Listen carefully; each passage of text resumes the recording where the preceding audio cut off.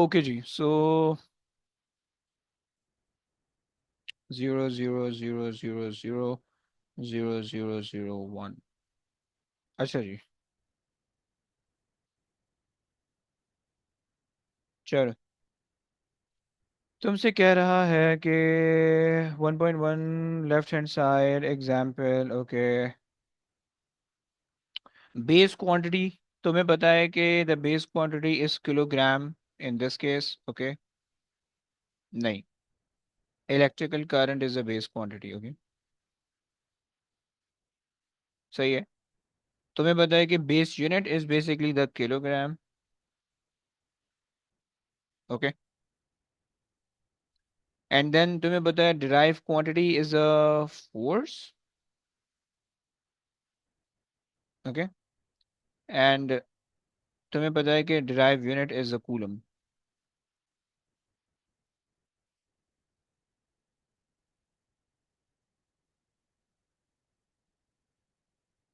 ये हो गया, चलो। परफेक्ट हो गया। अरे यार, चेक करो तुम।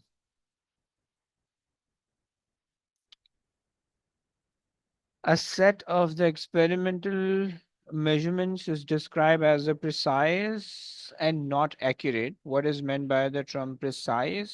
Which means the closeness of the measured value. Acha, most of the student used to write the closeness of the data. Okay, try to write the closest of the measured values or the raw data, okay, or the collected values, right? It would be like better than what you like, अगर कोई ऐसा लिख रहा है कि closeness of the data, so थोड़ा सा वो ऑफ सीन होता है, ओके। सही है। सो हम ये कह रहे हैं कि भाई closeness of the measured value, okay, and accuracy is something that is related with the value or the measured value being near or closer to the actual value or the true value, right? So you can write uh, closeness of the measured value with the true value, okay? Is that clear? चलो जी, आगे चलते not हैं। Accurate बोले उनको। Not accurate को बोला है ना। अच्छा जी, अरे सॉरी, उल्टा हो गया, उल्टा हो गया, माय बैड। अगर मैं इसको,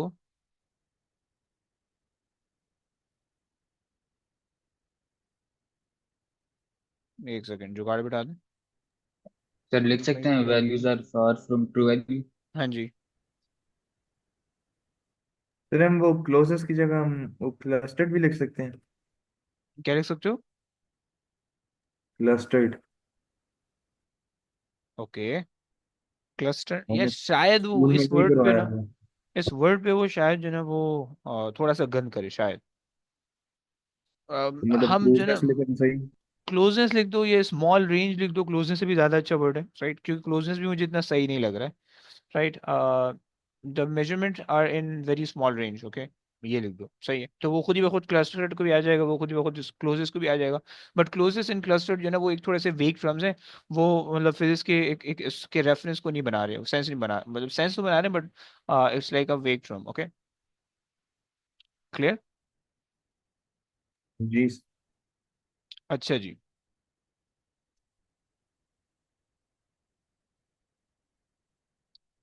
सो हमारे पास जो है, यार मैं इसकी जो है ना वो ढूंढ रहा हूँ, लेकिन मुझे उसकी वो मिल नहीं रही है। लेट मी जस्ट सी, अगर मुझे मिल जाती है। फिजिक्स, मैं तुम्हें ना इसकी ये दिखा देता हूँ।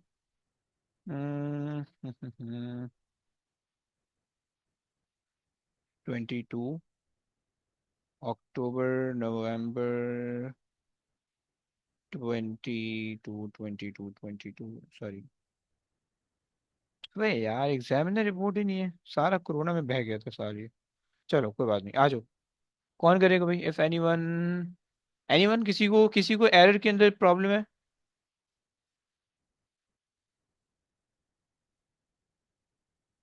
If nobody, then Isha करेगी। ईशा प्लीज रीड कर लो। An object of mass m travels with speed v in a circular radius r. The force F acting on the object is given by the percentage uncertainties of three of the quantities are given in table 1.1. The value of v is determined from F, m, and r. Calculate the percentage uncertainty in v. क्या करेंगे? तो हम सारी जो percentages हैं उनको पहले multiply कर देंगे 1/2 से. ओके, एंड देन ऐड कर लेंगे. या या चलो आप पहले ही कह लो कि भाई इसको सब्जेक्ट बना लेते हैं, M R and over M. Okay, and then whole raise to the power 1/2. Okay, and we, and then अब आप इसको अगर इक्वेशन बनाना चाहो, so percentage uncertainty in V should be equal to 1/2 time the percentage uncertainty in F plus the percentage uncertainty in R plus the percentage uncertainty in M. Okay, and then आपके पास आ जाएगा percentage uncertainty in V is equals to 1/2 times F is basically 3% and this is 4%, this is 5% and I think 12 हो जाएगा divide by 2 6%. Okay, clear हो गया? yes. चलिए आगे आ जाइए. The value of v is 15 meter per second. Calculate the absolute uncertainty in v. तो हम 6/15 into 100 कर देंगे. Okay, 40. फिर वो हम 6.0 लिखेंगे. 6 लिख दो चल जाएगा. इसके अंदर मेनली अगर हमारे पास 6 के अंदर आ रहा होता है हम 6 ही लिख लेते हैं. सही, अगर 10 से बड़ा आते हैं देन 2SF के अंदर चले जाते हैं. राइट, इस तरह से हो जाता है. ओके. सही हो गया. अच्छा जी, एंड ओके, सो आप कह रही हो कि आपके पास है 6 divided by 100 into 15 equals to absolute V. Okay, कितना आया था? 0.9. कैसे लिखोगी? 1 significant figure ना तो हाँ, तो जस्ट 0.9. 1 लिखेंगे ओए, क्यों? क्योंकि 1 significant figure करना होता है तो हम इसको 0.9 के लिखेंगे. और 0.9 कितने हैं? हाँ नहीं नहीं नहीं नहीं, बता दो, ये जीरो नहीं नहीं सिग्निफिकेंट मान के नहीं चल रही हो ना. नहीं 0.9 लिखेंगे. Okay, good. सही, अगर अगर 0.09 भी होता है so this is also 1SF. Okay, so you don't Yes, have to yes. Convert it. अगर वो 0.9 एंड समथिंग एल्स है, लाइक 5 से बड़ा है आगे वाला number, then you have to round it off. Okay, otherwise not required. Okay जी. शहीर बेटा रीड कर लोगे? शहीर जिंदा बैठे हो? शहीर अलाइव? Sir, a खाना वाना steel तो नहीं ball खाना? is अरे बेहतरीन बेहतरीन. a steel ball is projected horizontally from the top of a table as shown in figure 2.1. भाई एक बात बताओ. अबे रुक रुक, Hmm. ये हॉरिजॉन्टली का मतलब इनिशियल वर्टिकल वेलोसिटी कितनी? यस. Zero now. ओए होए, वेरी गुड. अच्छा, बात नहीं है पहले. Okay fine, good good good, आगे आ जाओ. The ball is projected horizontally at a speed of 4.9 meter per second. Okay, and the ball lands on the ground at a horizontal distance of 180 centimeters from the edge of the table. Assume that air resistance is negligible. Calculate the time taken for the ball to reach the ground. क्या करेंगे भाई, एक number दे रहा है. अच्छा मैं बताऊँ. हाँ तो जाहिर बात है, क्वेश्चन रीड तुमसे क्यों करवाया मैंने बे? बाप ने पकड़े. आए. मैं ऐसे ही पढ़ रहा था. अरे वीडियो रिकॉर्डिंग थोड़ी चल रही है. ओके बता. बच्चा हॉरिजॉन्टल स्पीड दी हुई है, हॉरिजॉन्टल डिस्टेंस भी दिया हुआ है. सही है. जी. मुझे बताओ कि प्रोजेक्टाइल मोशन के अंदर हॉरिजॉन्टल डायरेक्शन के अंदर एक्सेलरेशन क्या होती है? आ, एक सेकंड. ईमान इस मुझे कमजोर है तुम्हारा बिल्कुल. मुझे अपने दिमाग में डालना है थोड़ी देर.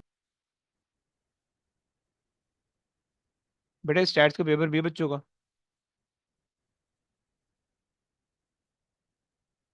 मेरी जान, जीरो एक्सेलरेशन होती है ना, जल्दी बोल. नहीं, हॉरिजॉन्टल उसने कहा हुआ है ना कि भाई हॉरिजॉन्टल में आपके पास कांस्टेंट वेलोसिटी होगी. राइट, समझ रहे? हम्म.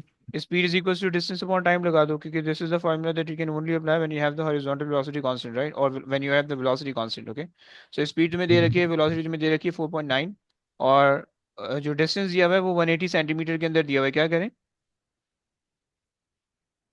-2 जी. Divided by T. ओके, निकाल दो भाई.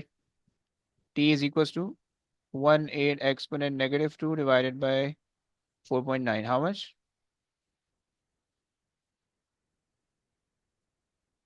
कैलकुलेटर लेके बैठे हो? हाँ सर, नहीं वही लेके आ रहा हूँ। अरे यार कोई निकाल दो भाई अल्लाह के वास्ते। 0.3 0.36 ऐसा 37। 37। चलो जी आगे आ जाओ। फिर 3SF में नहीं कैलकुल लिखेंगे? 3SF में क्यों लिखोगे भाई? 2SF के अंदर लिखोगे ना। सर वो 180 3SF में दिया हुआ है। अबे भाई जितने भी आंसर दे रहे हो तो 183SF के अंदर कैसे दिए बाय द वे? सर 180। ऐसा चमाट पड़ेगा, जीरो कहाँ से SF हो रहा है? तुम्हें क्यों लग रहा है जीरो SF है? सर ये 2SF है 180। हाँ obviously.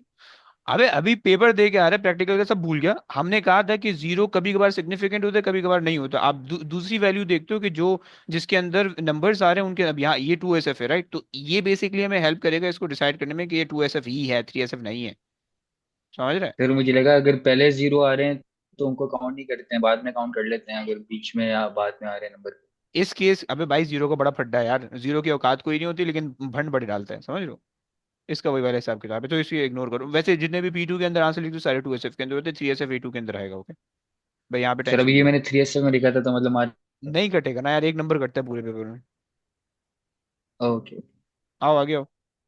calculate the vertical component of the velocity of the ball as it hits the ground. मुझे बताओ ये कौन सा मोशन तुमसे कंसिडर करने के लिए कह रहा है? हॉरिजॉन्टल या Double vertical? vertical vertical motion. सही है। वर्टिकल मोशन के लिए इनिशियल वर्टिकल वेलोसिटी कितनी थी? initial तो 0 थी। सही है। एक्सेलरेशन कितनी आएगी, तुम नीचे आ रहे हो? 9.81। गुड। क्यों ईमान क्यों नहीं आ रहा भाई? स्ट्रांग क्यों नहीं है, डर डर के बोल रहे हो? टाइम कितना हो जाएगा? टाइम में ऊपर निकाला है ना अभी। वो तो हॉरिजॉन्टल के लिए नहीं निकाला। देखो अच्छा हमने हाँ सही। हॉरिजॉन्टल की स्पीड निकाली अबे क्या सही है? हॉरिजॉन्टल वर्टिकल का टाइम सेम होता है बे, क्योंकि मोशन एक ही है। नहीं समझा? हाँ मैं समझ गया, फॉर्मूला लगाएंगे हम वो v is equal to u plus at वाला। V is equal to U, okay लगा दो। आंसर आ रहा है 3.6 मीटर पर सेकंड। आंसर तो तुम्हारा आ रहा है लेकिन लॉजिक कद्दू की भी नहीं समझ में आ रही तुम्हें। आ रही है ना। इंसान बन जाओ बेटा। समझ रहे हो? कितनी आ रही, 3 पॉइंट? 6 मीटर पर सेकंड। ओके आगे आ जाओ। Determine the magnitude and the angle to the horizontal of the velocity of the ball as it hits the ground. बदतमीजी वाला क्वेश्चन आ गया। ओके अच्छा जी वो देखो सीन ये है, सीन ये है, अगर तुम इसको जरा इमेजिन करो, सही है, बॉल यहाँ पे हिट कर रही होगी राइट। अच्छा जी, आपको पता है कि जब वो हिट कर रही होगी, just before hitting the ground उसकी कोई ना कोई, it has some horizontal velocity and it will have some vertical velocity right. yes. अच्छा जनाब, सही है। सो जो वर्टिकल वेलोसिटी होगी वो डाउनवर्ड होगी, ओके। एंड जो हॉरिजॉन्टल वेलोसिटी होगी वो आपके पास होगी राइटवर्ड राइट। आपको पता है कि हॉरिजॉन्टल मोशन के अंदर हॉरिजॉन्टल वेलोसिटी कांस्टेंट होने वाली है, that is 4.9, okay, through out the motion constant है। वर्टिकली डाउनवर्ड वेलोसिटी आपने अभी निकाली 3.6, ओके। 3.6। सही हो सही गया। है। अच्छा अब आपसे अब कह रहे हैं सवाल, कि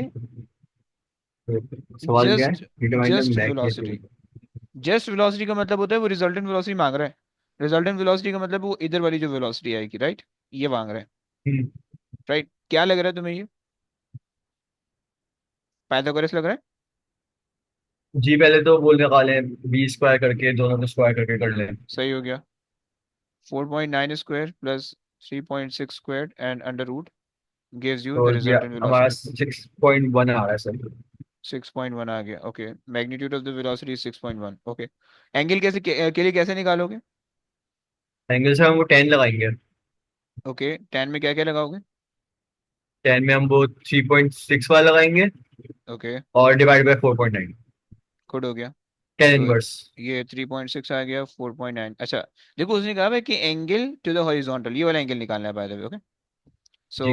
आपने कहा कि भाई tan इनवर्स 3.6 डिवाइडेड बाय 4.9, तो आंसर आ रहा है सर 36.30 तो 36 लिखेंगे। 36, ओके, गुड हो सर गया। साइन पॉइंट इनवर्स 30 होना आ रहा चाहिए। ओके, क्या बोल रहे हो भाई? सर साइन इनवर्स नहीं लगेगा। वो भी लगा सकते हो, लेकिन अगर ये 6 पॉइंट, अगर ये साइन इनवर्स के लिए अगर लगाओगे, देन साइन तो इनवर्स, 6.1 लेना पड़ेगा। हाँ, आपके पास हो जाएगा 3.6 डिवाइडेड बाई 6.1, ऐसा होगा फिर, ओके। और अगर कॉस इनवर्स लगाओगे, सो कॉस इनवर्स के अंदर आपके पास आ जाएगा 4.9 डिवाइडेड बाय 6.1, समझ रहे ना भाई? जी सर। परफेक्ट हो गया, सही हो गया। अच्छा जी, आ जाओ भाई, यहाँ से आगे मुबीन ने करवाना है। मुबीन जिंदा बैठा है, जी नहीं, sir. आ जाओ। The ball is projected by means of a compressed spring which is attached to a fixed block as shown in figure 2.2. The ball is placed on a frictionless track in front of the spring. The ball is then pulled back so the spring has compression x naught. When the spring is released, the ball is projected horizontally as shown in figure 2.3. Okay, अच्छा, by the वे, अगर मैं आपसे पूछूं कि energy conversion क्या होगी यहाँ पे, फ्रिक्शनलेस ट्रैक है, एनर्जी तो कन्वर्जन बता सकते हो? पोटेंशियल से काइनेटिक एनर्जी ओके, कोई ग्रेविटेशनल पोटेंशियल या हीट के अंदर जाएगी?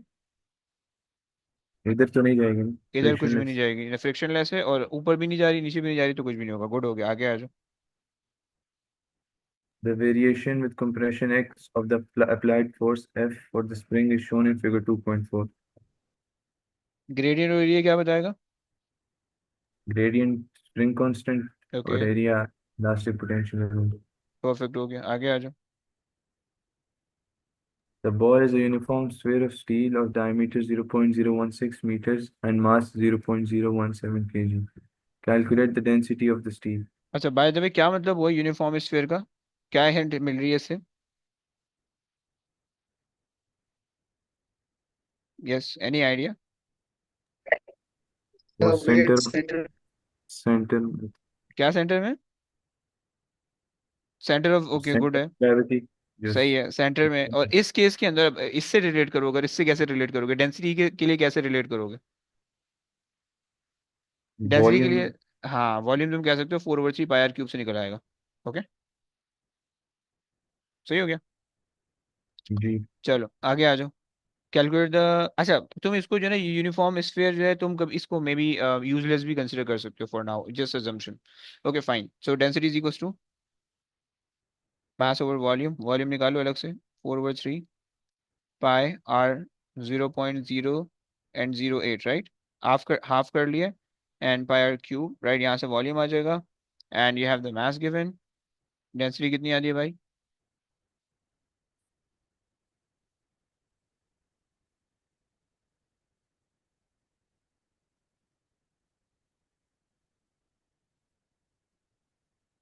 7926. 7900. 7900, ओके, अच्छा जी।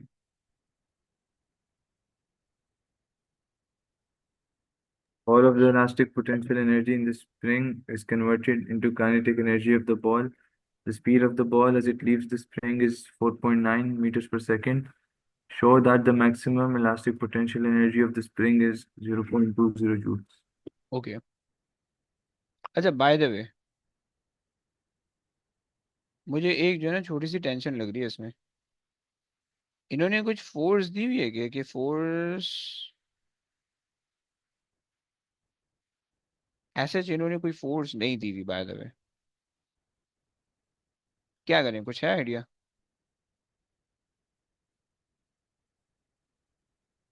एनीथिंग, मतलब ये तो, Kinetic energy to elastic potential करेंगे. ऐसा कर लें, सर यहाँ ग्राफ यूज कर सकते हैं। हैं इसी में तो भड्डा है ना, ये तो समझ नहीं आ रहा ब्रो। अगर तुम ग्राफ यूज करोगे, कहाँ तक लोगे तुम? Sir trial and error. सारा हैं? फिर करना पड़ेगा. ट्राई, नहीं नहीं, सारा नहीं कर सकते। और ये ट्रायल एंड एरर कैसे भाई? सर मेरी जान, मतलब तुम्हें देखो ये नहीं ट्रायल एंड पता, एरर। तुम्हें ये नहीं पता कि तुमने कितनी एक्सटेंशन की है, क्या फोर्स लगाई है, तुम्हें दोनों नहीं पता, right? They just showed up the graph, okay, that containing a lot of values for F and x, right? तो बट तुम्हें नहीं पता कि वो एक्चुअली किस पे काम हो रहा है, राइट? समझ रहे हो आप? जी। सो इस वजह से तुम एक्सटेंशन लगा ही नहीं सकते, तुम ट्रायल एंड एरर से कुछ भी नहीं कर सकते, राइट? समझ पा रहे हो? सो सर तुम अगर हम एरिया, अपनी मर्जी के ले लें फोर्स, और मतलब पहले 2 और 2 से देखें फिर 4 और नहीं ना, 4 से, ऐसे भी अबे नहीं नहीं, होगा? देखो पर वो डायरेक्ट देखो, आंसर आ रहा है उससे, वन हाँ बाई टू से। देखो सीन ये, वेरी गुड, देखो सीन ये है कि उसने तुमसे तुम्हें ये बता दिया कि the ball is leaving with 4.9 metre per second, okay, सही हो गया ना? जी। इसका ये मतलब है कि उन्होंने स्पीड आपको दे रखी है, बट दे डिडंट, अच्छा अब उस स्पीड के कॉरेस्पॉन्डिंग आपको क्या फोर्स लेनी है, क्या एक्सटेंशन लेनी है, ट्रायल एंड एरर से किसी का बाप भी नहीं निकाल सकता बे, समझ रहे हैं? और so that is a problem. Okay, kinetic energy is equal to half M V square, okay, so आप just half into 0.017 and the other one is 4.9 square, okay, कितना आ रहा है भाई? 0.00 0.2 आ रहा है। सर कंडीशन क्या है कि सारी ग्रेविटेशनल पोटेंशियल एनर्जी काइनेटिक पर कन्वर्ट हो जाती है? वैसे तो यहाँ पे इन्होंने क्वेश्चन में मेंशन किया हुआ है, ओके, सही हो गया। तो उन्होंने कहा all the elastic potential energy is converted into kinetic energy, right? So अगर तो क्वेश्चन के अंदर मेंशन किया जी then sir. You can use that, अगर नहीं मेंशन किया हुआ है देन मे बी, जैसे यहाँ पे इन्होंने फ्रैक्शन लेस बोला हुआ है, सही है, सो उससे भी पता चल रहा है, राइट? और कोई ग्रेविटेशनल पोटेंशियल एनर्जी नहीं है, उससे भी पता चल रहा है, सो यस, मतलब बेसिकली जो है ना, आपने इस सिस्टम के पीछे जो है ना वो वाला काम किया हुआ है, मतलब इस सिस्टम के पीछे जो है ना ये लगाया हुआ है आपने, सही, यहाँ पे जो है ना आपके पास कोई स्प्रिंग लगी हुई है, ये स्प्रिंग लगी हुई है, सही है क्या? ये सीन है। खैर चलो, हो गया जी, आगे आ जाओ। अबे साला कंप्लीट खत्म ही नहीं हो रहा, आजा आजा आगे आजा। Use figure 2.4 to determine the spring constant K of the spring.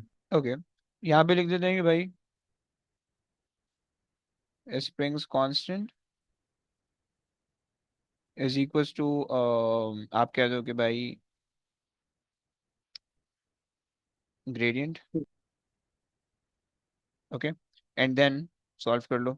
0 0 आ रहा है, एक पॉइंट हम पकड़ लेते हैं, या आखिरी वाला ले लेते हैं, सर अगर 6। हम 0 0 एक पॉइंट लें और दूसरा कोई भी ले लेते हैं हाँ ले तो नहीं सकते आ हो, कोई सकता? मसला नहीं है, बट मेक श्योर कि वो 0 0 से ही पास हो रहा हो। कुछ बच्चे ऐसा करते हैं, ग्राफ ऐसा होता है and they took 0 0 as 1 point, okay, ऐसा मत करना प्लीज।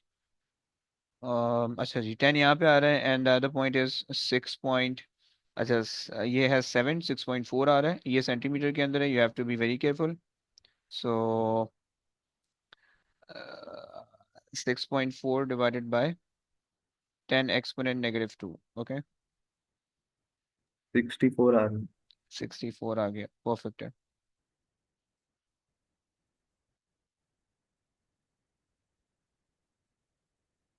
आ जाओ भी, आगे आ जाओ। Use your answer in Vi and the value of energy given in the second part to determine the compression XO of the spring. जनाब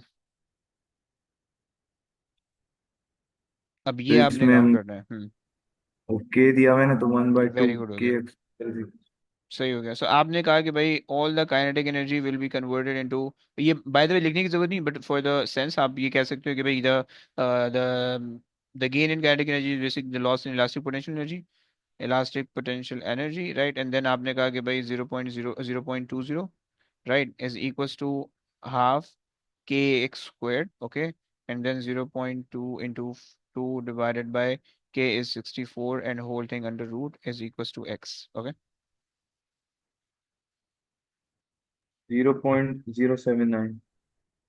0.079, okay, 79, let me see, okay, सही है, आगे आ जाओ।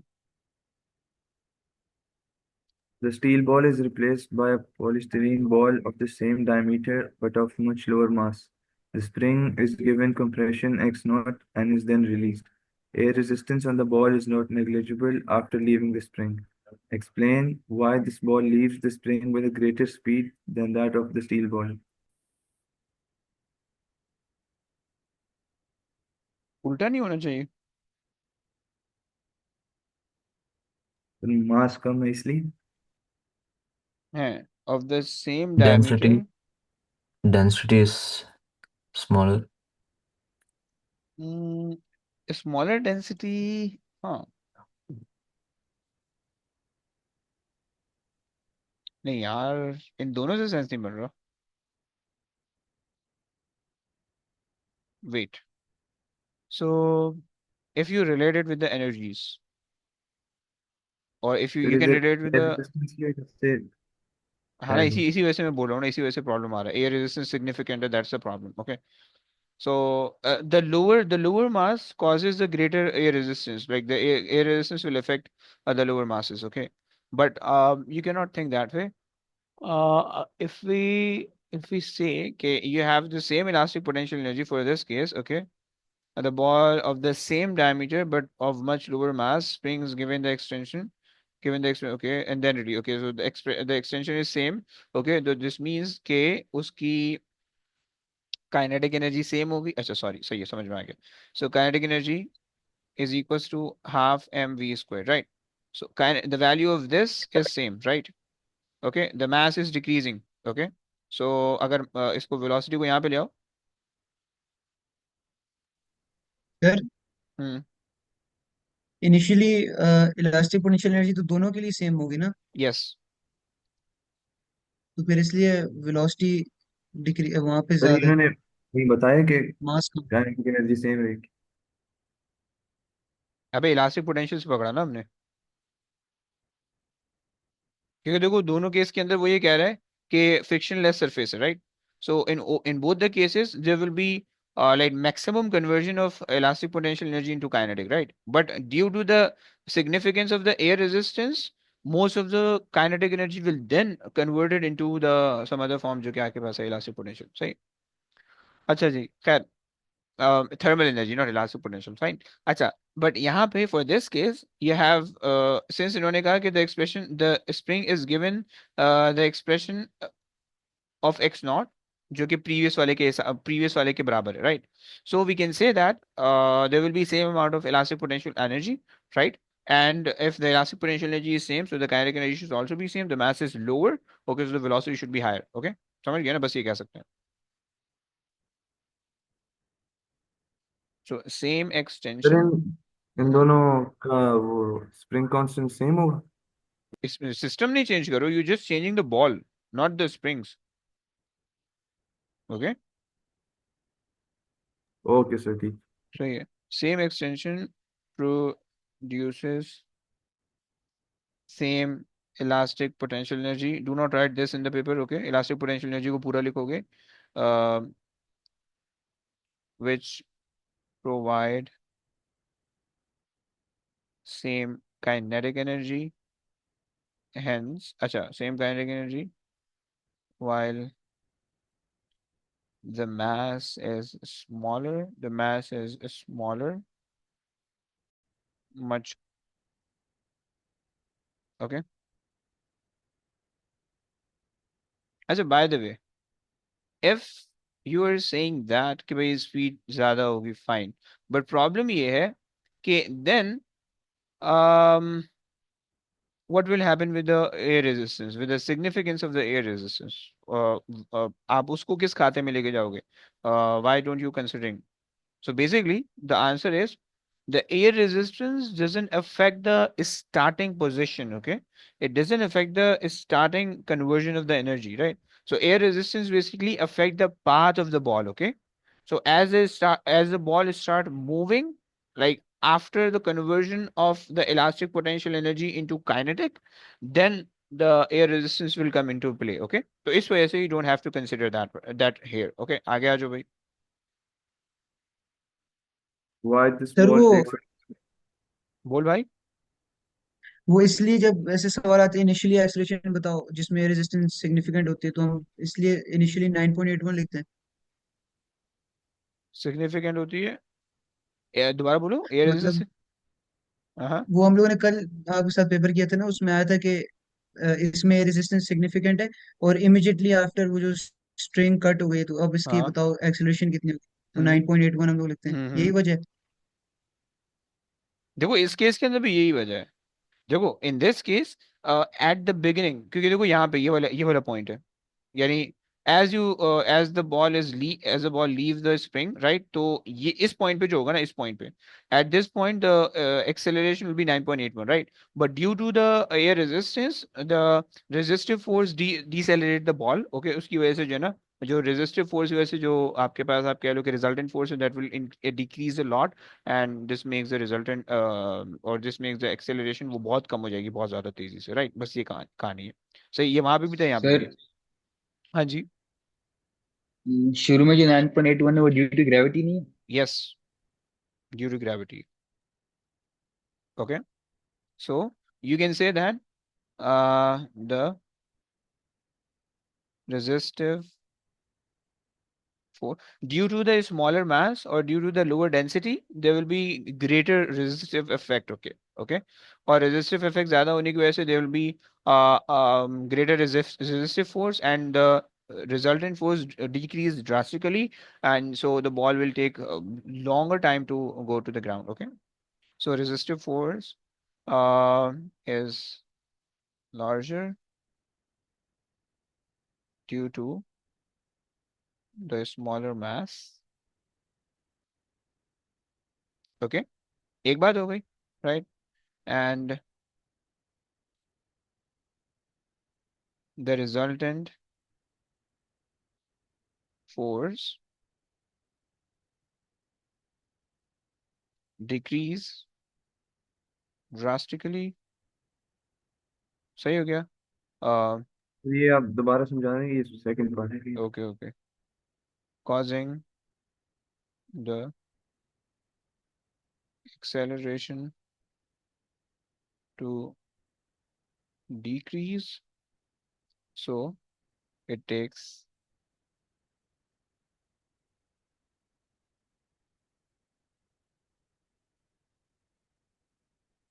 longer time to fall. Okay. अच्छा जी, एक second दे दो जरा, पहले मुझे यहाँ देखने दो। Okay, vertical component resultant force. Okay, okay, I wrote the resultant force concept. Okay, my answer is acceptable. Okay, look, अब देखो सीन ये है कि as the ball leaves the surface, okay, so initially just the weight of the ball is acting, right? Okay, and the acceleration will be just 9.81, right? But जैसे ही वो ball थोड़ा सा नीचे आई है, right? थोड़ा सा वो नीचे आई है, right? Due to the weight being very low, okay, उसकी वजह से क्या होगा, there will be a very high resistive force acting right after the release of the ball. Okay, this is the drag force or the resistive force, right? And this is high because of the lower mass. Okay, so इसकी वजह से the resultant force will be nearer to zero. Okay, nearer to zero, right? So your acceleration will also goes to like approximately goes to zero or will be very small. Okay, so जब acceleration small होगी, so it will fall with a constant velocity. Okay, so अगर कोई चीज accelerate नहीं कर रही है, constant velocity से fall कर रही है, then obviously it will take a longer time, right? समझ रहे? जी सर। परफेक्ट। ओके जी, आगे आ जाओ भाई। अम, एक सेकेंड सर ये। बस 1 मिनट के लिए वाले क्वेश्चन में जा सकते हैं? बिल्कुल जा सकते हैं भाई, आप हुकुम करें। हाँ जी।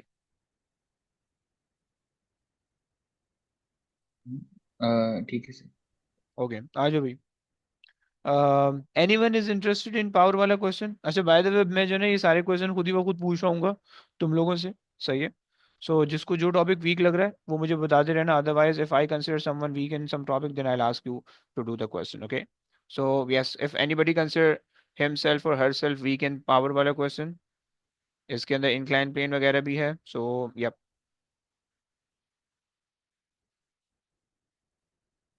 if nobody, then Irfan, you have to try. Okay. Define power. और बेटा सारे बच्चों ने Power जरा आ is जाओ, कमेंट सेक्शन में आ जाओ जरा, वो लिख लो। Yes Irfan. power is the rate of change of work work done. Okay, rate of change of work done. Okay, let's see what the other says. Work done per unit time, rate of doing work. Okay. Work done per unit time. Work done per unit time. सही है. So most of you writing work done. Okay. So most of you writing work done per unit time. Okay. So, अच्छा, by the way, those who are writing rate of change of work done is not the right definition. Okay. Um, yeah.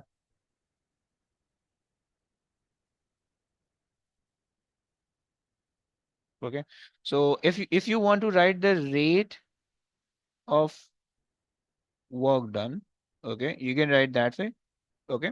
Rate of doing work, rate of work done, right? Rate energy transfer per unit time, rate of change of energy transfer, right? But do not write rate of change of work done, right? Because if you're saying work done, then you don't have to write the word change. Okay. So rate of work done, yeah, work done per unit time also acceptable. Okay. Rate of energy transfers, work done per unit time. Okay, good हो गया. Okay, Irfan, please move on.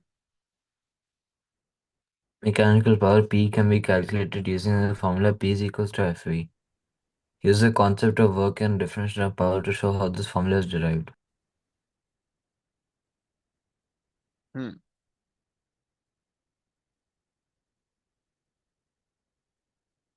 Okay, what you do?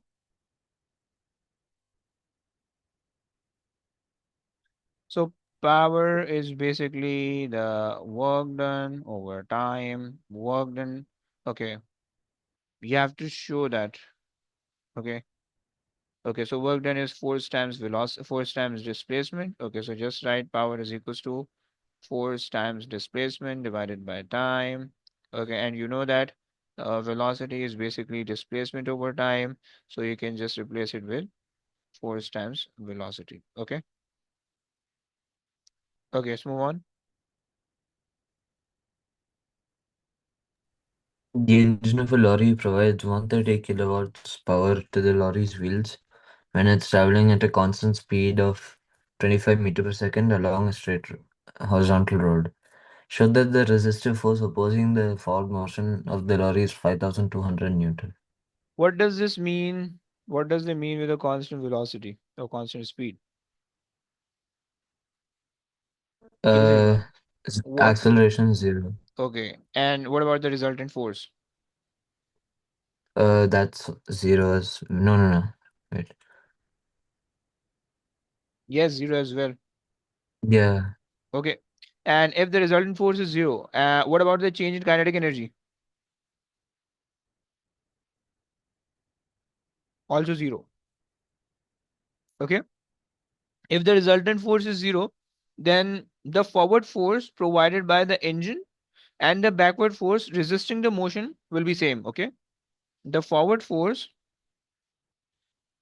provided by the engine, okay, should be equal to the backward force resisting the motion will be same. Okay, is that clear?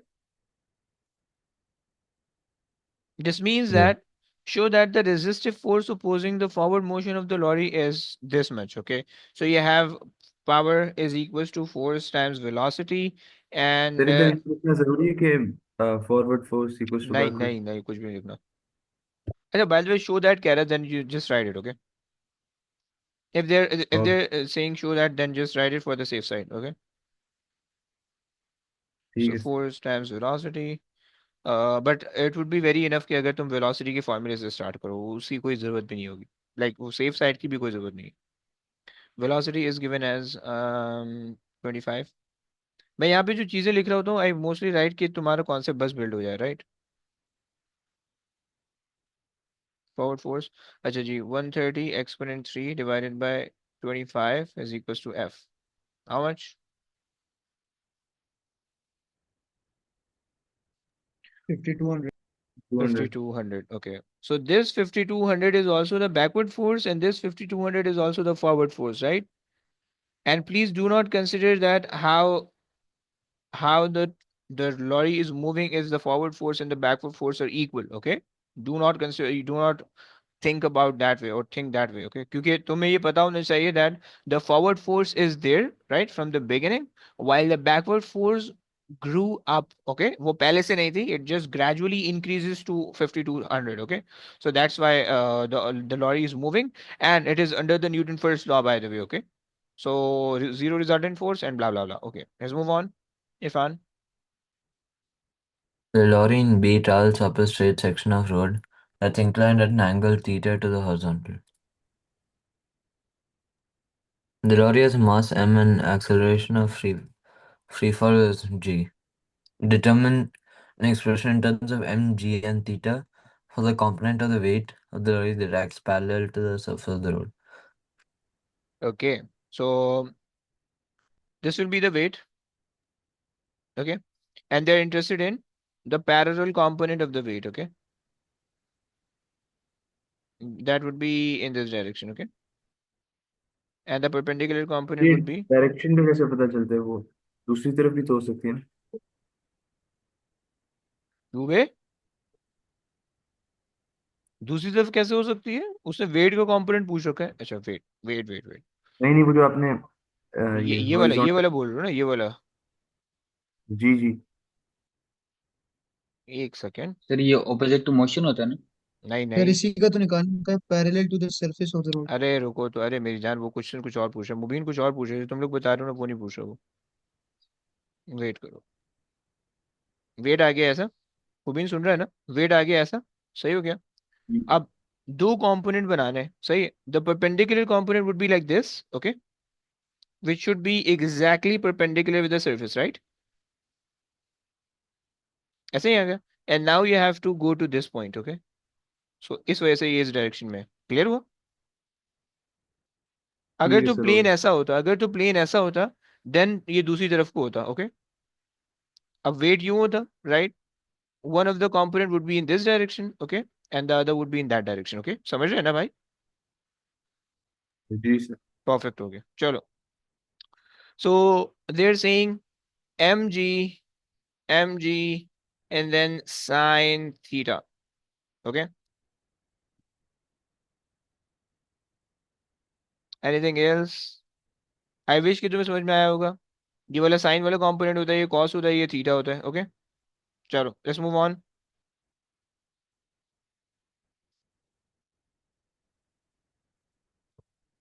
Yeah, okay.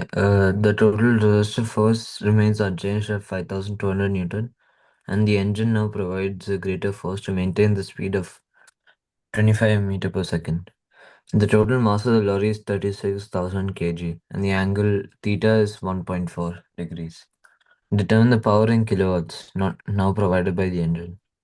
Okay, so the total resistive force is unchanged, okay, and the engine is now producing the greater power, okay. The weight is given, the mass is given, you can find out the weight, okay. So this is a concept, by the way, okay.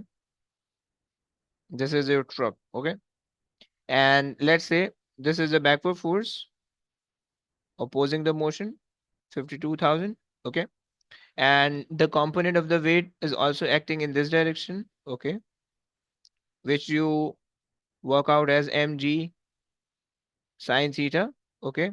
So mg is going to be your 36, wait, 36 1 2 3 into 9.81, and then sine of 1.4, okay. So these are the two backward force acting, and there should be one upward force, okay, forward force, okay. And since you are still moving with a constant speed, but a higher constant speed, right? So the resultant force would still be zero, okay? So forward force should be equal to the backward forces, okay? 36 into 9.81 sine 1.4, okay? And then, okay. So you know that the forward force is basically equal to force, power is basically equal to force times velocity, जो कि तुमने अभी ऊपर formula निकाला. So you can just divide it. So power times velocity, okay? You can replace power times velocity with force.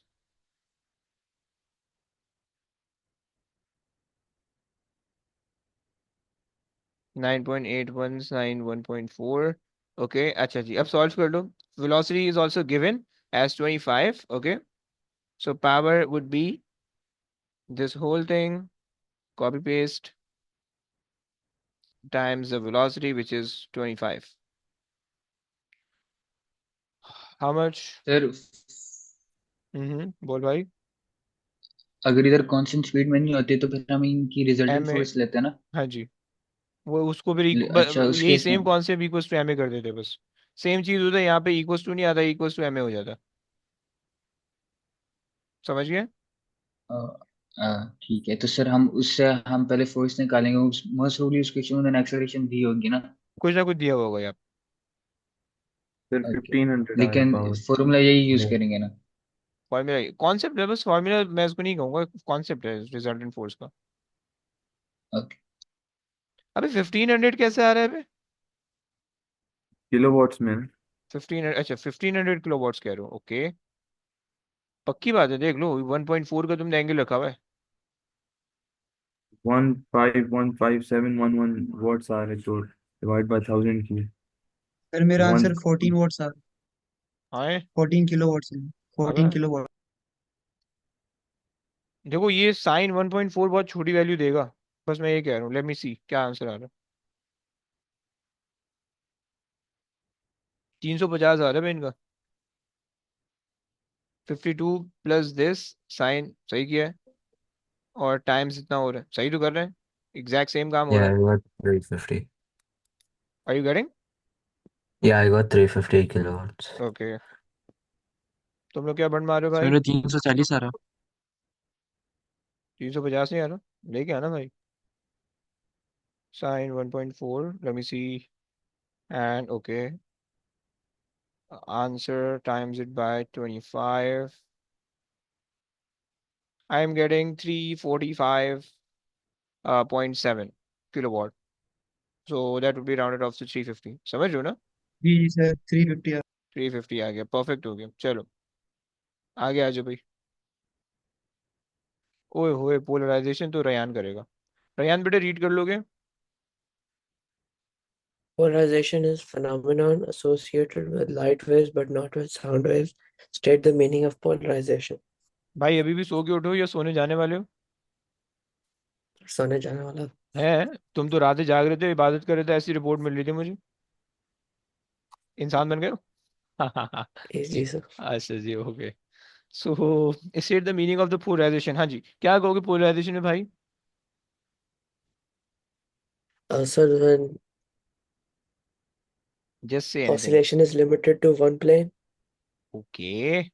अच्छा, by the way जरा दूसरे लोग जो हैं वो बैठे हुए हैं बेकार, जरा यहाँ पे आ जाओ, लिख के बता दो.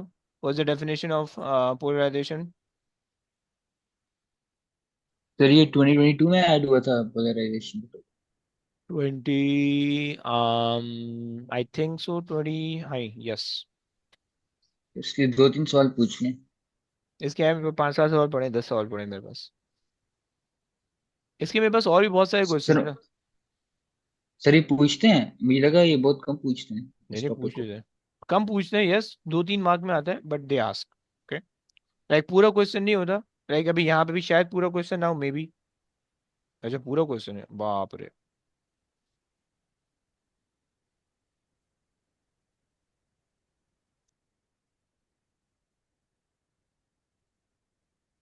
अच्छा, you guys are writing confining of wave in one direction है, restriction the wave into one, oscillation in a single direction. When the plane polarized light passes through the Polaroid, it restricts the path of the transverse wave, or confining the oscillation of the particle in one direction. Okay.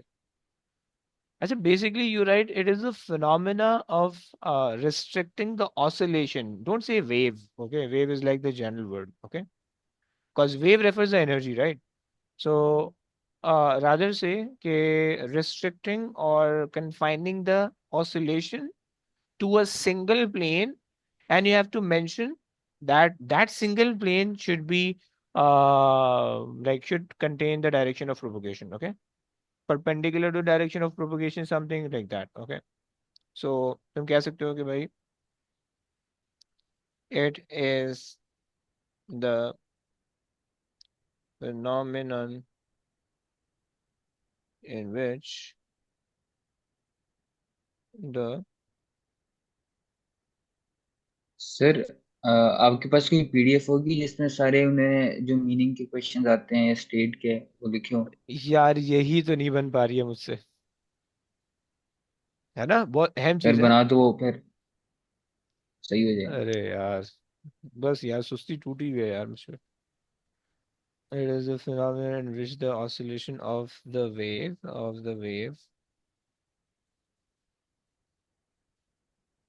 is restricted to a single plane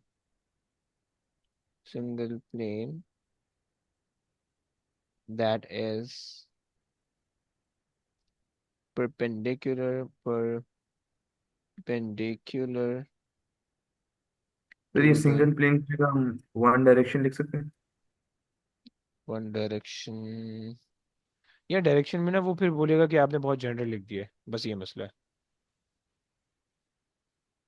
okay. Oscillation in one direction, चलो हाँ सही हो जाएगा, but फिर sir आपको एक mark oscillation दे रहे लिखना हैं। होगा। बेटा एक माह के लिए क्या क्या करना पड़ता है तुझे नहीं पता। हाँ नहा दो के पीछे पड़ जाते हैं। सो single plane that is perpendicular to the direction of energy transfer, energy okay। मैं दिखा देता हूँ ना कि ज्यादा लिखा है कम लिखा है, क्या सीन है। look, oscillations, okay, you have to mention the word oscillation, okay। The waves is not acceptable, okay। Oscillations are in single direction, single plane, okay, this is also acceptable, which is perpendicular to the direction of energy transfer. Oscillation are in single plane, okay, which contain the direction of propagation, okay। You have to mention that it contain the direction of energy transfer as well, right? Okay, आ जाओ भाई Rayan, please move on। State-wise light waves can be plane polarized, but sound waves cannot. Because any idea So bro? light waves are transverse. क्या मतलब थोड़ा explain करो। अच्छा जा रहे हो तुम। So the light waves is transverse, so the जिससे क्या होता movement है? of the wave is perpendicular to the direction. So, Yes, the light waves can travel in any plane, but I don't think no, actually. so as the longitudinal wave it can also travel any plane. Uh, long. So There has to be longitudinal wave, compressions the and wear fractions. No, sorry. There has to be crescent troughs, right? Or something Longitudinal like that. wave also has a crescent trough. No, that's Okay, compressions and wear fractions. but compression is basically the crust and rarefaction is the trough। Sir बोलो बोलो। वो longitudinal की energy transfer parallel parallel होती है ना, तो Very फिर good। वो उसको Yes, you just have to say that uh, the longitudinal wave only or most of the longitudinal wave move, or like the particle oscillate in the direction of energy transfer, right? So if you try to polarize it, so the energy and the oscillation both stops, okay, this is a problem, clear? Or you can rather say it that the polarization phenomena is specified with the transverse wave, okay? So polarization relation is only possible with transverse wave, trans come on transverse। चलिए straight बोल रहे तो हम direct लिखने देंगे। क्या चीज? हम डायरेक्ट लिखने देंगे कि वो ट्रांसफर है और वो है लॉन्गिट्यूड में, बिकॉज स्ट्रेट कह रहा है ना। देख तुम क्या पर बोलना क्या है चाह रहे भी हो? एक मार्क, मतलब ये लिखने की जरूरत तो नहीं है ना, मतलब polarization is possible with transverse. Direct लिख दें कि अच्छा ऐसा वो कह रहे हो कि ट्रांसफर से। ओके ओके हाँ सही, ऐसा भी कह सकते हो कि light waves are transverse wave but the sound wave are not the transverse wave, that's it. That's also acceptable. Yes. Sir अगर हम ये लिखें कि वो पार्टिकल्स की वो जो वाइब्रेशन है वो परपेंडिकुलर है, वो ब्रो सही लंबी है? करनी पड़ेगी, लिख तो सकते हो, लंबी करनी पड़ेगी, but you have to mention, you have to make reference to the sound and the light wave. Okay, कि sound के अंदर direction of particles are parallel, so when you try to polarize it or when you try to restrict it, so energy and the wave energy and the oscillation of the particle both stops. Okay, so fine. आगे आ जाओ भाई, रेहान आगे आ जाओ please.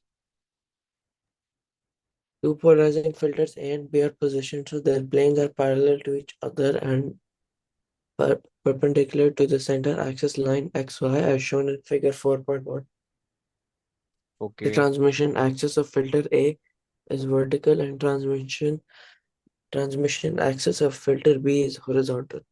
Unpolarized light of a single frequency is directed along the line XY from the source Okay. positioned at X. कहाँ तक पढ़ा है? Position at X. The Okay. light emerging from filter A is vertically plane polarized and initial intensity I naught.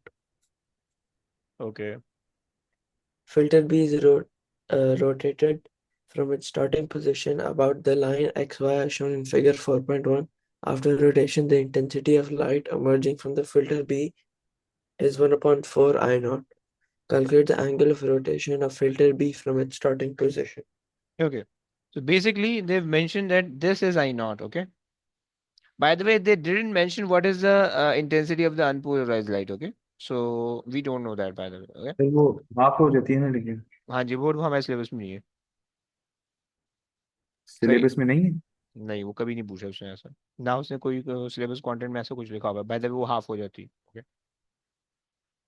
मतलब ठीक है if sir. unpolarized light pass through the first filter, and that first filter is exactly in the direction of like if its transmission axis is vertical, okay, then वो half होगी, otherwise नहीं होगी। okay, be careful। सही है। So and then आप किसी भी angle पे रखोगे वो आप उसके उसी हिसाब से आएगा। Fine. So you have to apply the formula I equals to I naught cos square theta। okay, so your I naught is like the I naught, and your I is 1 over 4 I naught, and cos square theta is unknown। okay, please do not um, get confused with this angle। तुम्हें लग रहा होगा कि भाई okay, this angle is 90, so we can just take it as 90। okay, this is not 90, so just confuse करने के लिए they mentioned it as 90। okay, so you just have to solve। okay, so under root 1 over 2, sorry, under root 1 over 4। okay, and cos inverse and then theta, how much? 45। 60। हाँ, पक्का 60 कैसे जी पे? Sir, 1/2 बन रहा है ना, तो अच्छा, cos sorry inverse। Sorry sorry, my bad, yes yes yes, 60 good हो गया। ओके जी। अच्छा, by the way, if I ask you what are the other possible angles कि जिस पे the intensity of the light will be reduce to 1 over 4 I naught, can you guys tell me please? 180 minus 16, okay, good. 180 plus 60 और 360 minus 60। बढ़िया बढ़िया भाई, शपाटर चल रहा है यार। कल वाली चीज याद है मतलब? जी जी सर, ये 3 मार्क के लिए क्या, बस इतना ही जितना है यही काफी हाँ। है। बेटा ये जो है ना, तुम्हारे अंदर नाशुक्री आ गई है। नहीं नहीं ओके। सर, आपने कहा था कि बहुत मुश्किल होता है इसलिए पूछे। ओके। अच्छा, बाय द वे, लेकिन एक वो है, एक प्रॉब्लम। तुम्हें ये बात पता है, तुम्हें ये बात पता है कि तुम्हारे पास जो एंगल निकल के आते हैं, राइट, जो साइन कॉस और टेन जो एंगल देते हैं, so those angles are mainly in the form of like it is measured from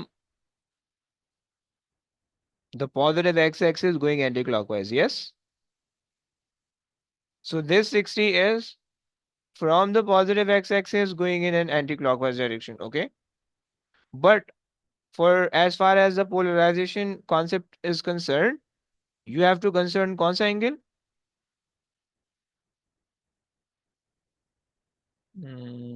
ये वाला angle, okay? You have to consider this angle, okay? So this is what you calculated as 60. Okay, total 90 है तो 30. Clear हुआ? Yes. Sir जो भी आएगा उसका आधा है ना? आधा नहीं लेना है।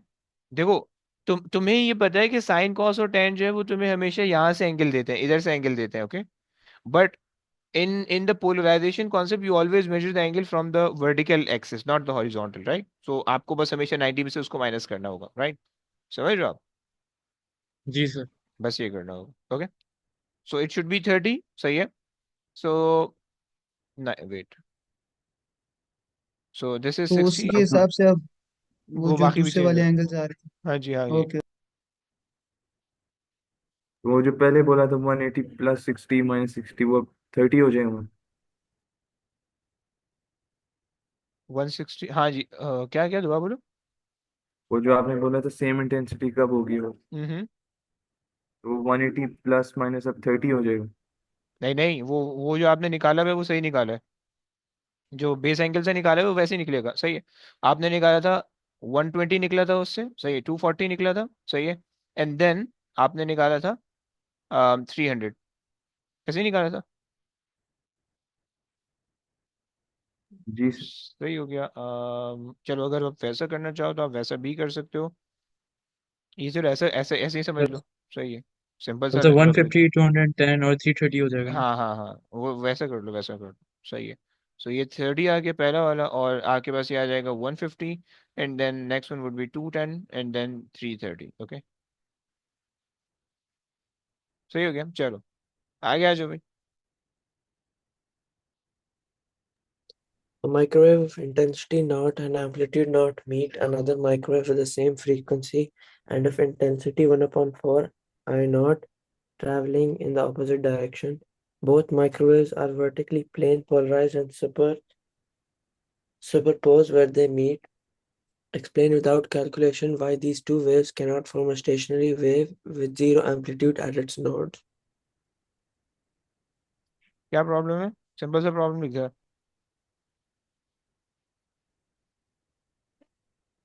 देखा? So the amplitude will be different because okay, intensity is different. Very good. Okay, so आपने कहा कि the amplitudes are different, okay, as the intensities are different, okay, different, okay. So so there won't be a complete destructive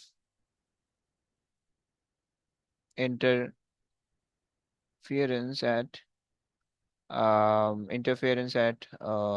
node, okay. Sir ये destructive interference वाला आप repeat कर दें। देखो, node पे जो है आपके पास क्या होगा, नोड पे अगर आपके पास जो है ना, एक यूं आ रहा होगा, सही है, और एक यूं आ रहा होगा, राइट? यानी जो नोड बन रहा होता है वो बेसिकली वहां पे आपके पास डिस्ट्रक्टिव इंटरफेरेंस हो रही होती है, समझ रहे हो? जी। सही है, और उसकी वजह से आपके पास मिनिमम एम्पलीट्यूड होता है। सही है। सो अब जब आपके पास एम्पलीट्यूड्स डिफरेंट है, तो जो नोड्स बन रहे होंगे वहां पे एग्जैक्टली डिस्ट्रक्टिव इंटरफेरेंस नहीं होगी, राइट? सो इस वजह से जो है ना, आपको आप कह लो कि एग्जैक्टली ये कंप्लीट प्रोग्रेस स्टेशनरी वेव नहीं बन रही होगी आपके पास, राइट? प्रॉपर स्टेशनरी वेव नहीं बन रही होगी। क्लियर हो गया? ठीक है सर सर। क्या ये दो वेव्स कोहेरेंट है आपस में? क्या ये दो वेव कोहेरेंट है? इट शुड बी यस, क्योंकि माइक्रोवेव है। सही है, माइक्रोवेव की फ्रीक्वेंसी सेम है, माइक्रोवेव की स्पीड भी सेम है, माइक्रोवेव की वेवलेंथ भी सेम है। So everything are the same, but उसका एम्पलीट्यूड सेम नहीं है, जो कि होना चाहिए in case of stationary wave, right? और स्टेशनरी वेव के अंदर ऑपोजिट डायरेक्शन में और ओवरलैप भी होनी चाहिए। Everything is happening but the amplitudes are not same. Okay, तो एम्पलीट्यूड इफेक्ट नहीं करता कोहेरेंसी को ना? नहीं नहीं नहीं, उसको नहीं करता। ठीक है। अच्छा जी, आगे आ जाओ भाई। Determine in terms of A naught the maximum amplitude of the waveform. Okay, जनाब?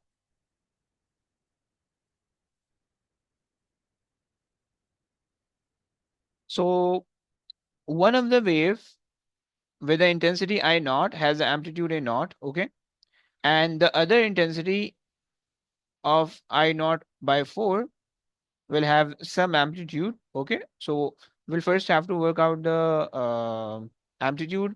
So yeah, and then अच्छा इन्होंने कहा है by the way maximum amplitude. Maximum amplitude means like you have to add up both the amplitudes, okay. Minimum amplitude means you have to subtract both the amplitudes, right? So for आप पहले निकाल लो. So you know that intensity is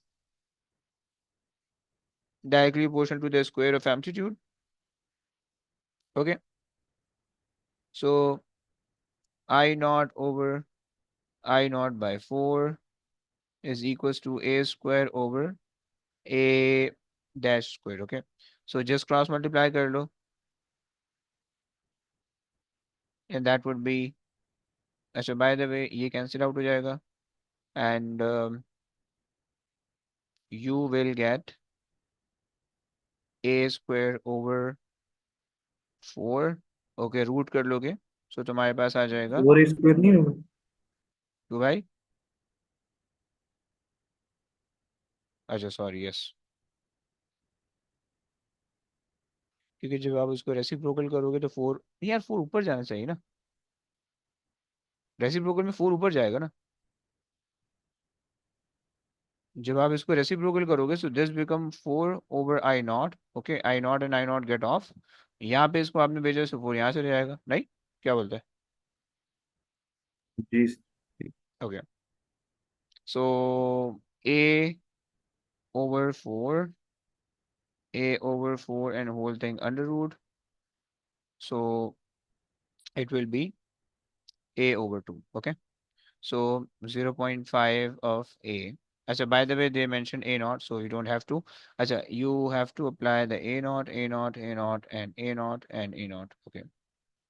चलो good हो गया. ये इधर हम्म.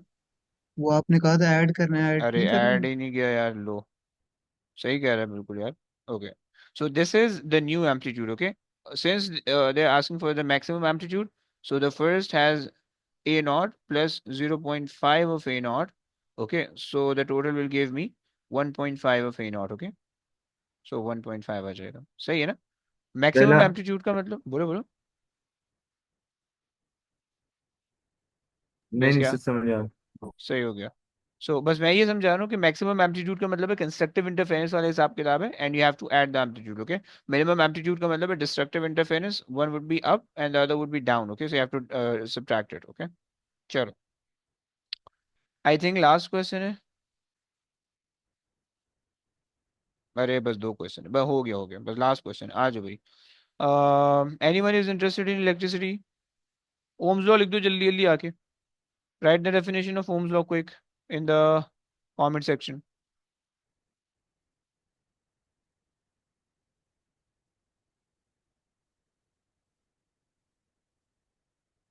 Ohm's law की definition please.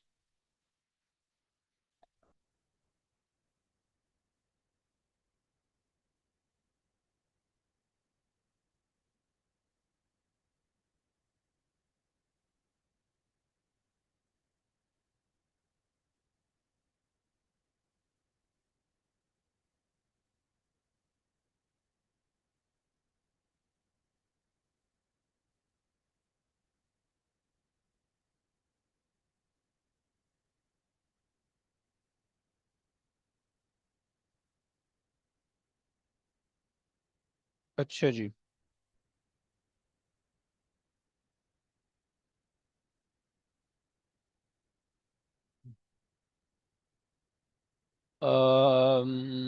Voltage across the resistor. Okay. The current is directly proportional to the potential difference. Okay.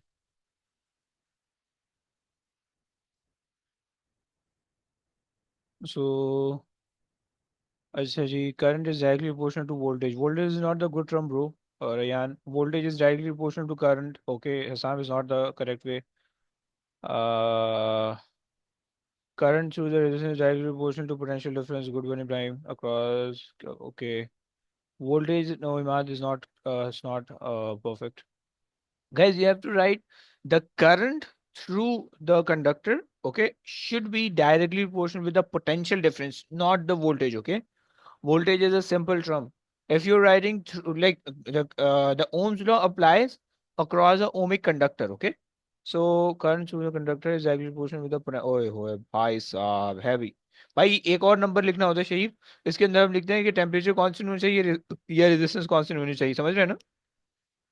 बाकी परफेक्ट है, सही हो गया। So you have to mention the current is directly proportional,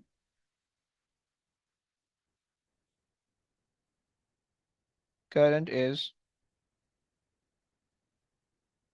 directly proportional with the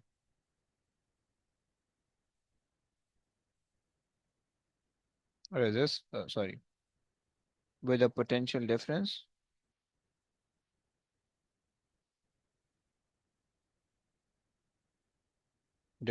okay, um provided that the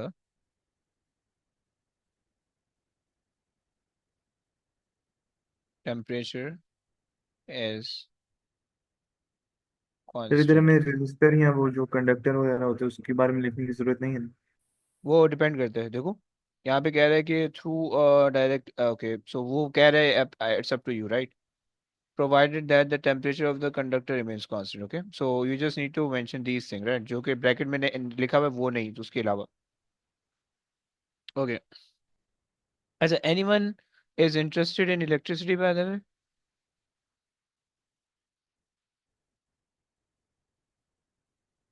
Anyone? No one?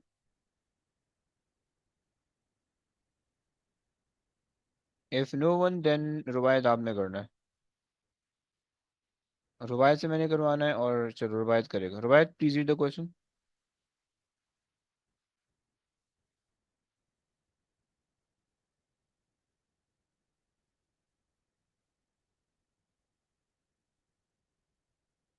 रुबायत नहीं है आसपास, ओहो। Rafe, Rafe तुम कर लो, Rafe. The variation of current I by potential difference V for a filament lamp is shown. Okay भाई। अच्छा एक बात बताओ, ग्रेडियंट क्या बताएगा, एरिया क्या बताएगा? शहीर अगर जाना चाहो तो चले जाओ, कोई टेंशन नहीं है। हाँ जी। तो ग्रेडियंट 1/r बताएगा। ओके, गुड हो गया। And area?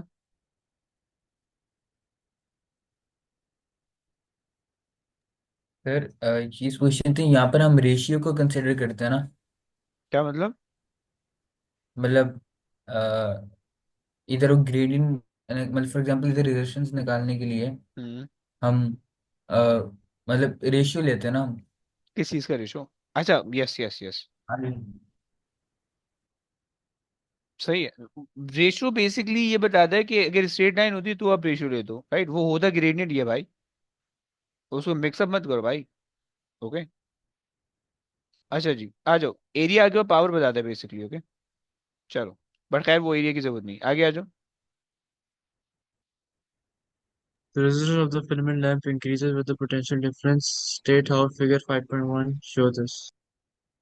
Hmm.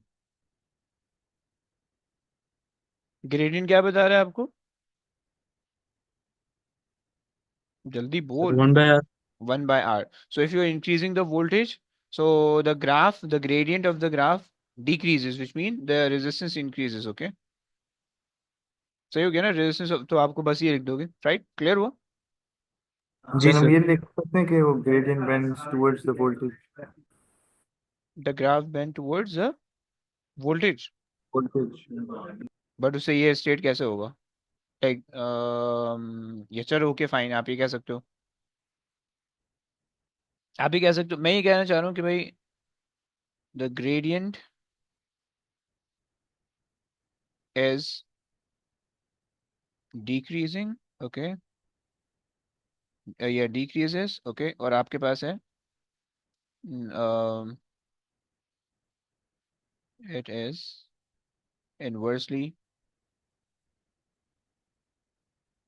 inversely proportional with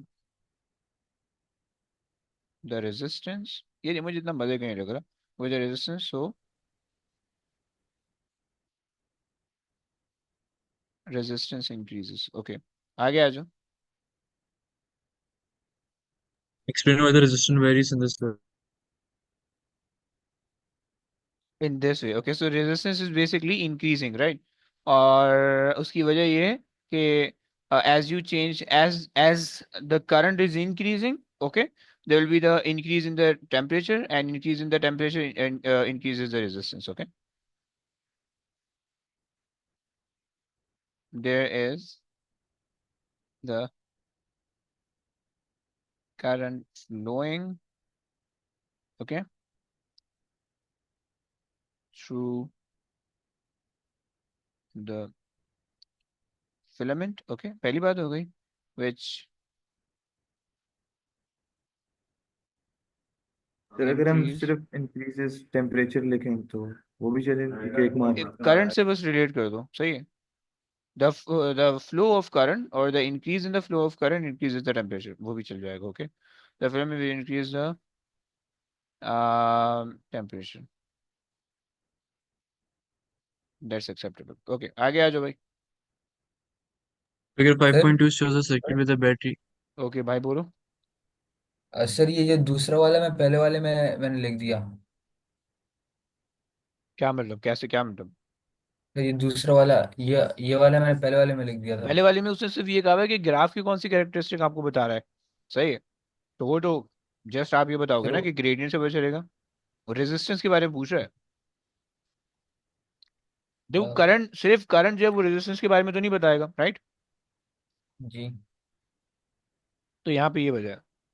मैं आपको दिखा देता हूँ, देखते हैं यहाँ पे क्या लिख रहा है. Look, the ratio of IV increases, okay, और the ratio of VI, ये जो आप बोल रहे थे शुरू में, जो वही चीज बोले वही चीज यहाँ पे लिख रहा है, लेकिन वो चीज तुम नहीं लिख रहे. वाह. As the PD increases, the current increases, so the temperature increases. Okay, sir चलो. मैंने ग्राफ को देख के सोचा था करंट इंक्रीज हो रहा है तो फिर टेम्परेचर इंक्रीज हो रहा है तो वही मैंने जो ग्राफ को सोच के लिखा वही मैंने उधर लिख दिया था। लेकिन आपको यहाँ पे वोल्टेज को भी रिलेट करना है, बट यहाँ पे चलो ओके फाइन, शायद थोड़ा बहुत, शायद वो डबल हो जाएगा, शायद वो नंबर ना दे, बट थोड़ा सा अलग आपको लिखना पड़ेगा यार. आगे आ जाओ भाई. Figure 5.2 shows a circuit with a battery of electromotive force 12 volts connected to a linear potentiometer AB and two identical filament lamps P and Q. The battery has negligible internal resistance and the lamps each have the same IV characteristic shown in figure 5.1. When the slider of the potentiometer is at its midpoint as shown in figure 5.2, the current I in the battery is 1.78 amperes. Determine the current in lamp P. हम्म. अच्छा, by the वे, अगर तो 12 volt यहाँ पे होगा, 12 volt यहाँ पे भी होना चाहिए, राइट? एंड 6 वोल्ट यहाँ पे होना चाहिए, 6 वोल्ट वहाँ पे होना चाहिए, right? Because they are the identical lamp, right? जी. एक second. Connected to identical lamp, yes. Sir सही हो नीचे गया. वोल्टेज डिवाइड नहीं होता। नीचे होगा ना, बता रहा हूँ. अच्छा, वो 6 में 12 गया, 6 होगा. ओके, यहाँ पे हमारे पास 6 आ गया. Now they're saying, okay, so the total current in the battery is 1.78. Let's say कि भाई, let's see what's the current across in P when we have the voltage across at 6. Okay, so 6 पे हमारे पास आ रहा है ये. फिर इसमें graph use करना था। ग्राफ के अलावा कैसे करोगे? कैलकुलेशन का अभी कोई सीन नहीं है भाई, वही कोई दूसरी वैल्यू मिल ही नहीं रही इसलिए। है ना? हाँ. So 1.5, 1.55, I think 1.6, 1.7, 1.8, 1.92. हाँ, 1.55. Okay, I'm getting the current is 1.55. Okay, so at 6 volt across P, the current through it is 1.555, okay. तुम्हें लिखने की जरूरत नहीं है, okay. So out of 1.78, 1.55 goes in this direction, okay. You know the Kirchhoff first law, okay. Power dissipation in P and Q, okay. So power is equals to VI, okay. You know the current, that is 1.55, okay. You know the voltage, the total voltage across both of them is 12, okay. निकाल दो कितना आता है?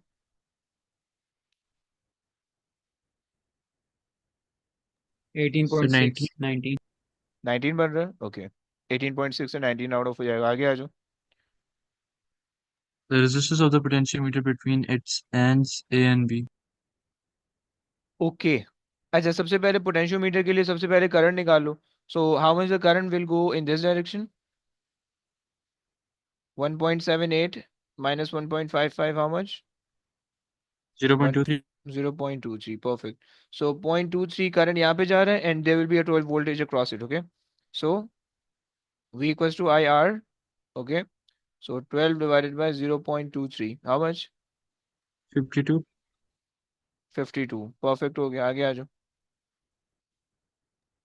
The slider of the potentiometer in C is moved to an end A straight and explain the effect of the brightness of lamps P and Q. Lamp P. Lamp Q. Okay, वो A तक उसने move कर दिया है। This means you are basically bypassing the potentiometer, right? So there won't be sir ये any, तक move कर दिया मतलब? यहाँ पे मिनिमम रेजिस्टेंस होगी ये पे। है ना। देखो उसने कहा कि move to the end A, so move to the end A का मतलब है कि now you connected this at this point, right. So this means कि जब करंट यहाँ पे आएगा, so it sees least resistive path, so maximum current flow through it, and यहाँ पे कुछ भी नहीं जाएगा, right. So this the voltage across this P reduces to zero, the current goes to zero, right, and nothing glows, कोई light weight कुछ भी नहीं जलेगी, right, and maximum current flow through this path and go to this and that, so there will be, sir ये पे जो हाँ हाँ, resistance है वो जीरो होगी। जीरो होगी, जी जी जी भाई। ओके। सर हाँ जी बोलिए। पोटेंशियोमीटर का रूल क्या था? क्या मतलब, रूल क्या था? अगर मिड में लगा हुआ है तो क्या कर रहा था? रेजिस्टेंस कंट्रोल कर रहा है बस, आप उसके हिसाब से रेजिस्टेंस कंट्रोल करो। इसको ना तुम ऐसे सोचो, इसको ऐसे सोचो, just think this circuit as these two resistors, okay, सही है। ये तुम्हारे पास है पॉइंटर, सही, and you have the lamp right here and you have a lamp right here, okay, सही हो गया। अच्छा जी, नाउ सो पहले वाले केस के अंदर, अच्छा, you have the battery right here, right, this is a battery, and अगर मैं इसको थोड़ा सा कनेक्ट कर दूं, सो ये आपके पास सर्किट कनेक्शन आ गया, सही है। अच्छा जी, अब क्या हो रहा था पहले वाले केस के अंदर, क्या हो रहा था कि इसको भी थोड़ा सा कनेक्ट कर लेते हैं, okay, and it goes like this. मैं गाड़ी नहीं बना रहा हूँ, सही है, मैं सर्किट बनाने की कोशिश कर रहा हूँ, मेरी कोशिश लेकिन ना मुझे सही लग नहीं रही है, बट ओके फाइन, सही है। सो अब देखो पहले वाले केस के अंदर ये हो रहा था कि भाई करंट यूं फ्लो कर रहा था, and current also go through this path, okay, and current also go through this path, okay, right, but in the second case, when you connect the lead of the potentiometer from this point, okay, अब क्या हो रहा है कि अब जो है, so you can consider this as nothing, they are not present, right, वो बिल्कुल इसको बाईपास हो गया, शॉर्ट सर्किट हो गया इसका, right।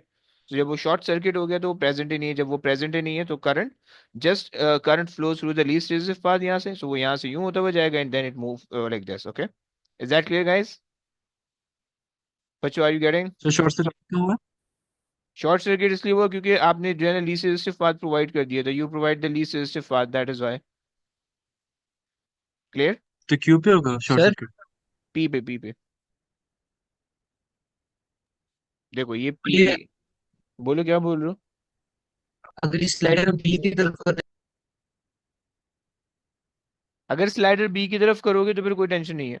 So if you move the slider to the B, right, तो उससे फिर ये होगा कि भाई आपके पास जो है ना, current will have to flow through more resistance path, okay. Then आप इस वाले पाथ की रेजिस्टेंस बढ़ा रहे हो, right. Then there will be lesser current. पहले 0.23 जा रहा था, there will be even lesser current flow through the through this path, okay, and there will be greater current flow through that path, okay. The voltage remains the same, so the power will increase, right, but not as much as in this one case जब आपने A पे connect किया है, okay. Clear हुआ? Sir इधर Q bright हो जाएगा और पी P डिम हो खत्म जाएगा. हो जाएगा, P बंद हो जाएगा, P will not light up, okay, because you provide the least resistive path. So Q P पे जो है ना, कुछ कुछ ना करंट होगा ना वोल्टेज होगा, कुछ भी नहीं होगा, राइट. क्लियर? सर लेकिन शॉर्ट सर्किट कैसे हुआ अगर करंट ज्यादा नहीं है तब पी पर? शॉर्ट सर्किट का मतलब ये है कि आपने कोई ऐसा पाथ प्रोवाइड कर दिया कि करंट वहां से जा नहीं पा रहा है. अच्छा सर. सही है. करंट सारा का सारा जो है ना, शॉर्ट सर्किट का मतलब है maximum current flow through any path, okay. तो वो शॉर्ट सर्किट ये वाला पाथ हो गया, ये वाला पाथ शॉर्ट सर्किट है, राइट, क्योंकि इसके अंदर रेजिस्टेंस कोई नहीं आ रही है. सही हो गया. जी सर. ये कॉन्सेप्ट है, ओके. सो हम यहाँ पे लिख देते हैं कि भाई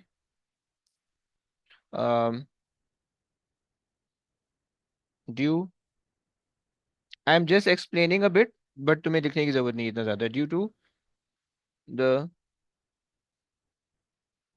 path being least resistive, okay. आपके पास क्या हो जाएगा? resistive.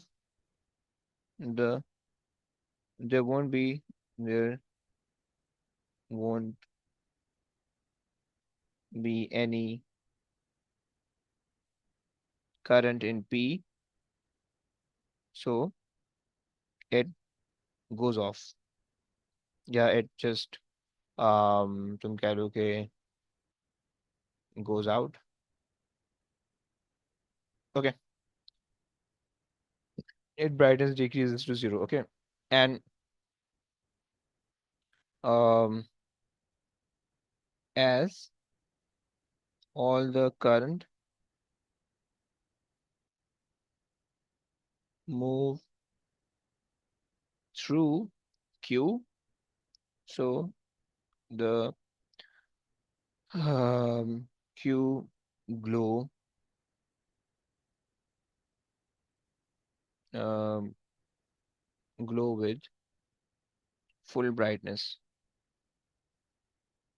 full brightness, okay. चलो,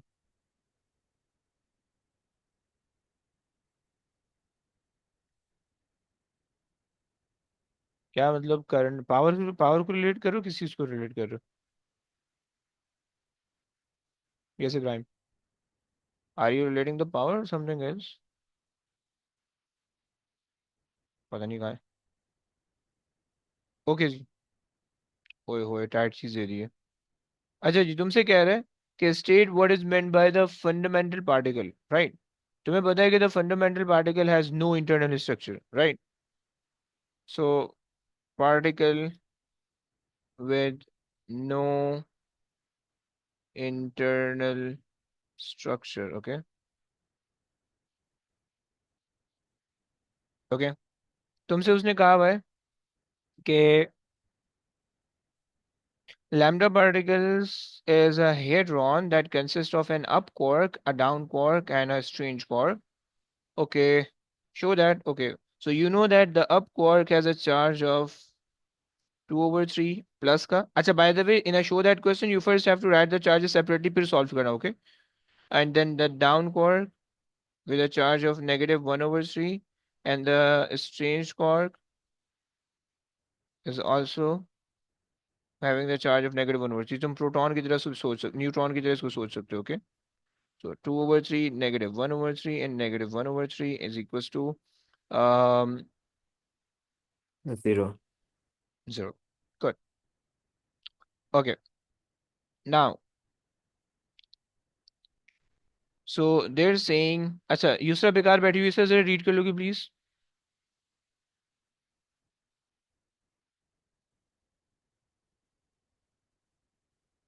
युसरा नहीं है आसपास।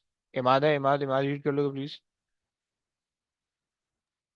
The lambda naught particle is unstable. It can decay into a neutron and a pion as shown by equation.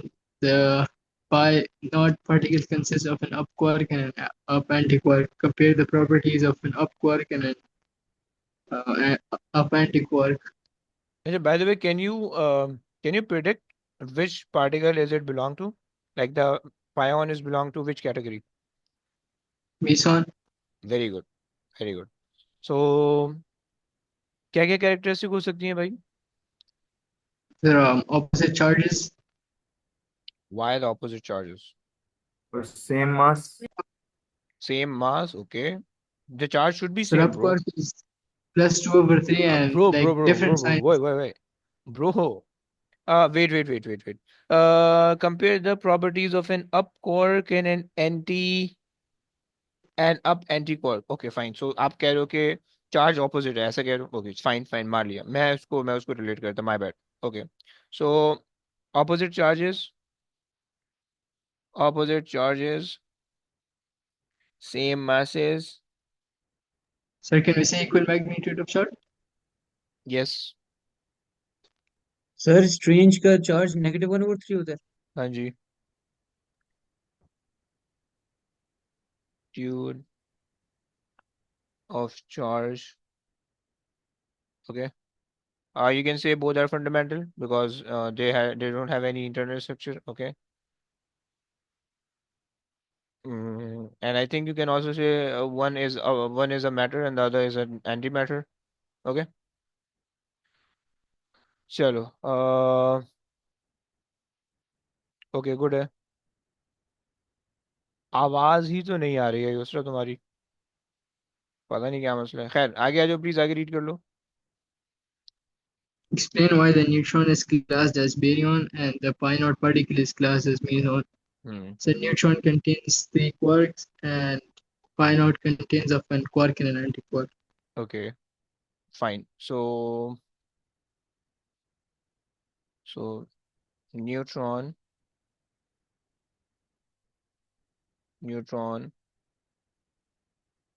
contain 3 quarks,